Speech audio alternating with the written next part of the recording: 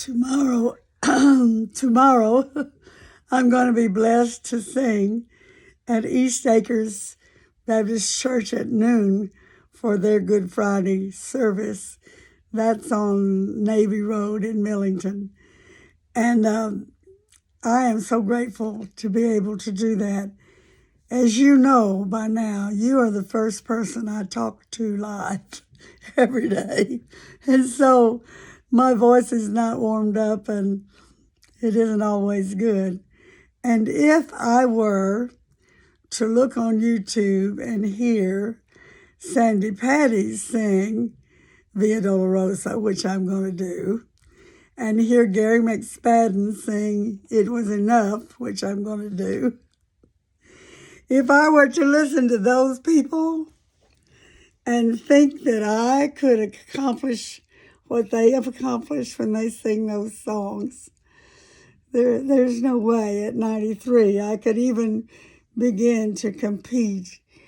And we are not in competition in the first place.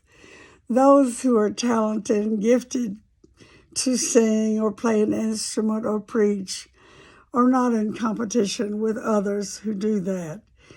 I think a lot of people think you are.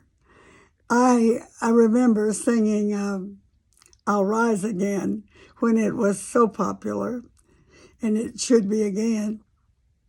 But I was singing in a church in Texas, and after church, a lady came up to me and said, "Have you heard Martha Branham sing that song?" It was as if she were saying, "You shouldn't be singing that song. That's a Martha Branham song." Well, she could do it better than I. She was a soprano and she could hit the rafters. You know, contraltos can't do the rafters. They have to do the bottom, the lower part. Anyway, I can't begin to emulate them. And it is not called upon any of us. Listen to me. It is not called upon any of us to do what we do in competition or in comparison even to what others do. God blesses us individually. God lets us do our thing, not other people's thing. It is our ministry. Each person has his own ministry. I used to tell my voice students who were a little bit apprehensive about their singing, I would say, "Now I want you to go home and listen to Willie Nelson and Johnny Cash." And I want you to realize that both of them have millions of dollars that they've made singing. and one sounds like he's singing without his nose. You know, you actually need your nose air when you're singing. And when they say that somebody sang through their nose, what they mean is they sang with their nose cut off. That's cutting it off, not opening it up. Anyway, and they would get tickled and I would say, "It's your voice, not anybody else's." People respond to the Holy Spirit in you.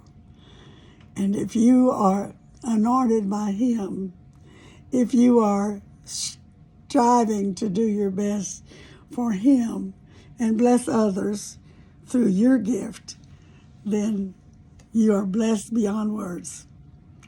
Regardless of the response that you might have, God blesses you for what you do, not for the response you get. You can get 6 standing ovations like my son got the other night on the cruise ship. That really doesn't define you. God is the one who defines you.